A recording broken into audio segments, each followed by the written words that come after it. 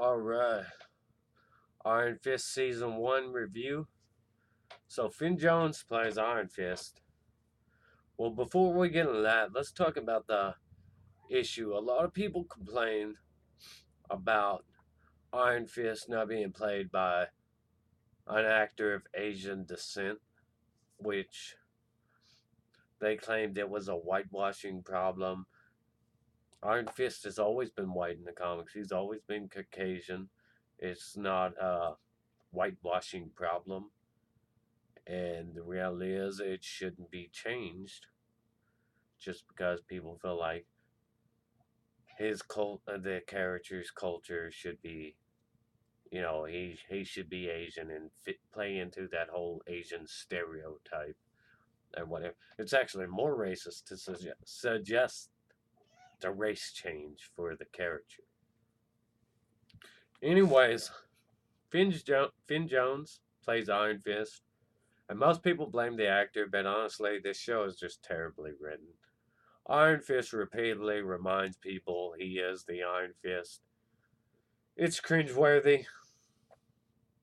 He is very confused, unsure, conflicted character in this show with motivations that aren't clear to the audience, and because they aren't even clear to the character.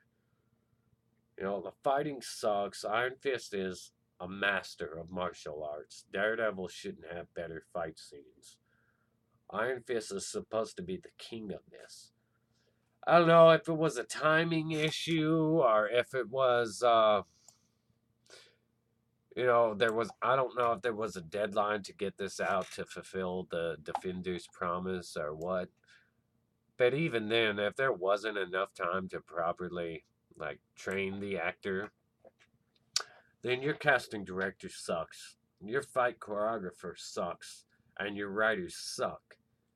If you had simply given him the Iron Fist costume from the start, you could have easily had those long one-shot fight scenes with Daredevil by having a masked stunt double. That wouldn't have made it. Also makes more sense for Iron Fist to wear such an attire because jeans and street clothes are very restrictive. Like the type of garments Iron Fist wears are the type of stuff you do all this kung fu in. A lot of the time, Danny can't get the Iron Fist to work, or he just doesn't use it. The actress that plays Colleen Wing pulls off fight scenes exceptionally well. Uh, so comic book Iron Fist, he got his powers from defeating a dragon that sort of comes around like every 80 plus years and hatches from an egg. When you become an Iron Fist, you defeat the dragon by taking the power of the Iron Fist, you know, from the dragon, punching into the heart. Uh, when you become the defender of Kan Lao, or however you pronounce it, one of the seven, capitals of one of the seven capital cities of heaven. The the immortal weapons from the comics, they're the protectors of these cities, the defenders of them. And a new egg sort of just spawns and the cycle begins again, so the next Iron Fist can rise up and defeat the dragon to become the next Iron Fist.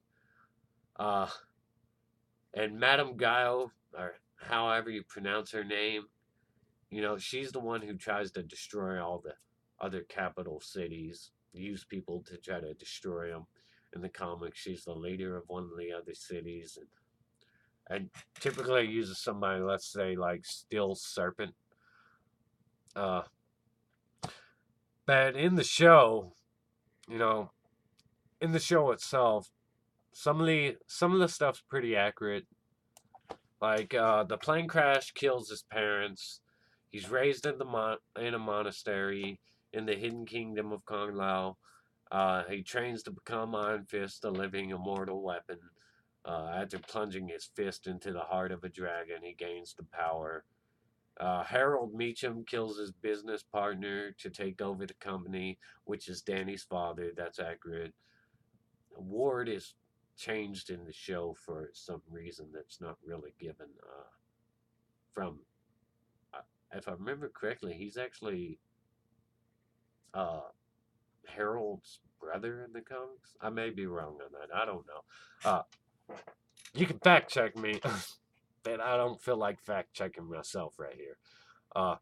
But the first 5 or 6 episodes are very grounded in this corporate structured like arc of business, legal matters, meeting, company direction, there's publicity concerns. Uh, Ward runs the company with his sister Joy, the Meachums. Ward is secretly like housing their father, who is supposed to be dead, and Joy doesn't know that he's alive. And he sort of tries to manipulate Danny, like once they finally meet from behind the scenes, he tries to like manipulate Danny to destroy the hand. But when Danny shows up in the show, Danny shows up like a homeless, confused, clueless, irrational, conflicted, silly, childish man that keeps saying unbelievable things to these people who live in a mostly grounded reality. He's he's been in a monastery for 15 years, thought to be dead, and so there's some question about if he really is Danny or not.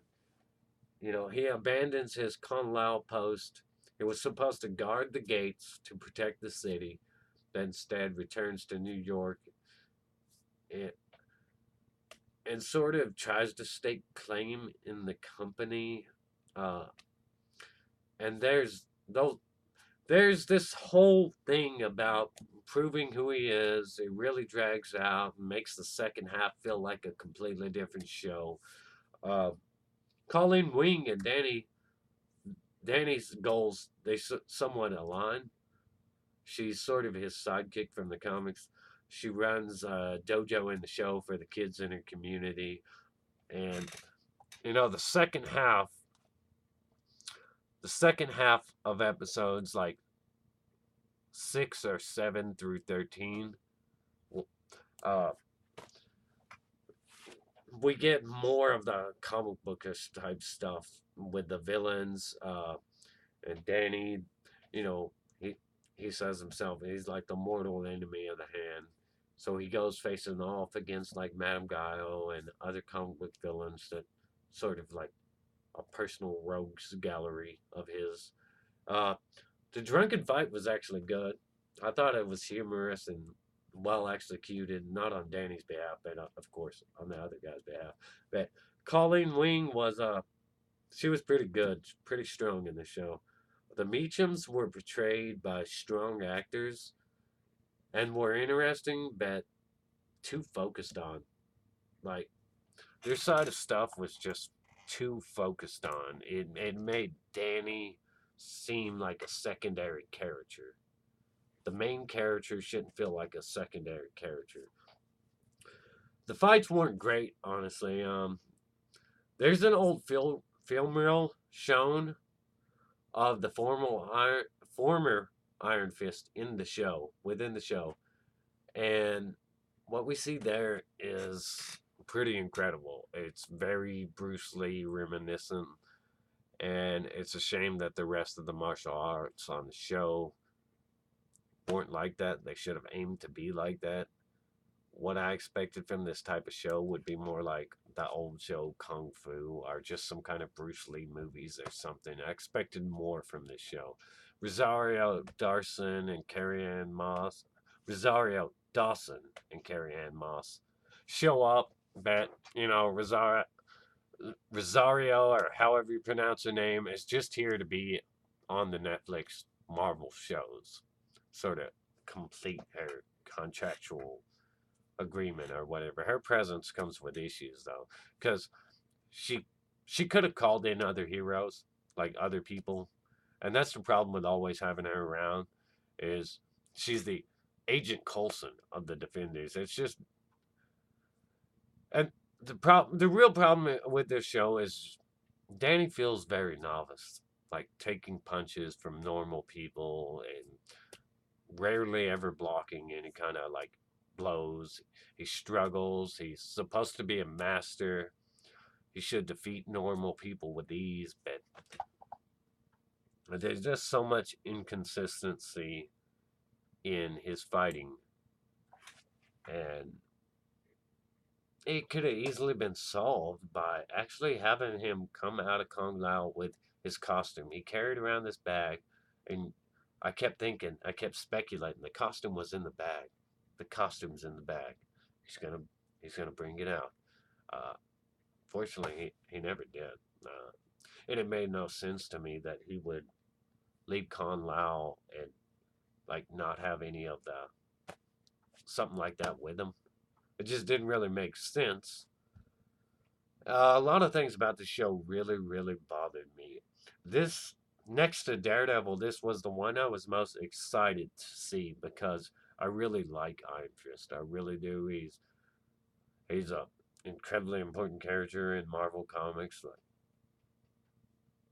he's not as famous as other characters or whatever, but when it comes to like martial arts and stuff like that, he is pretty much the man, the go-to guy. Uh, and I was really interested in seeing like him meet up with Luke Cage and do the Heroes for Hire stuff. But this is just a very, very bad portrayal, and the writers didn't really seem like they knew what they were doing or what they wanted to do, really. And half the show feels like it's grounded in corporate business, and the other half goes into the back half goes into like all the comic bookish stuff. But really, in my opinion, it should have been the other way around. Maybe this whole show should have started with, the depth of his parents, him being raised in Kung Lao and training to get the fist, and finding out that the hand and that his father's business partner uh, was behind his parents' death, and him just being angry and wanting revenge, and leaving his post to go get revenge. And but you know see, by that time, you could either have the whole season spent in Kung Lao and have it where he finally comes out, so he's going to join the Avengers immediately, and he's got his costume with him and everything. It makes perfect sense. He's coming out to fight the Hand. Uh, or you could have had it where he spent like at least 3 episodes in Kung Lao and fulfilled that whole backstory in 3 to 6 episodes in Kung Lao, and then you have him go off, like, try to get revenge for his parents' death, go out there, you know, what's his name, Meacham, and decide, that killing him's not the best thing, that finding out that the Hand is involved, and that's like his, the enemy of the Iron Fist, so he goes off to try to take them down. And could have had it completely different. This was terrible execution in a lot of ways. And there are ways it could have been simply resolved. Like I said, if you couldn't train these actors or whatever, you could have just had the costume and you could have had stunt doubles. It would have been easier to disguise stunt doubles with the mask and the costume, and you didn't have to do all this obvious cutting, and there were a lot of things that just didn't make sense, like Colleen Wing, you know, running around with her sword, and you're going into situations where enemies are most likely going to have guns, and you got a sword, but you don't want to kill.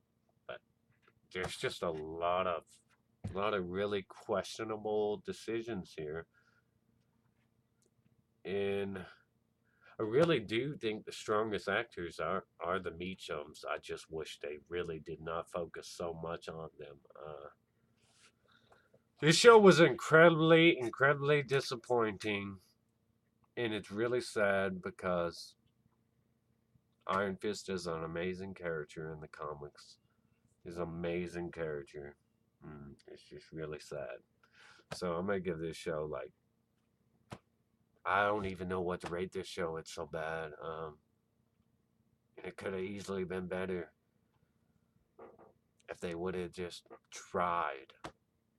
and it felt like they didn't try at all. Nobody knew what the hell they were doing, or nobody cared. They were just trying to rush to the Defenders team up, and one thing that's really bad about this is Danny never dons the Iron Fist costume. He always seems like he's in some kind of identity crisis, state of confusion. He doesn't know what he wants to be, where he wants to be, what he wants to do. It's just the care. I don't know, man. I'm gonna give this show like a 3 out of 10. I don't know if that's too high or too low. Let me know your opinion. Like, subscribe, comment. Please let me know your opinion. I mean, uh, check out my GoFundMe link and my PayPal link. I'm not monetized. If you want to support my channel, those are excellent ways to do it.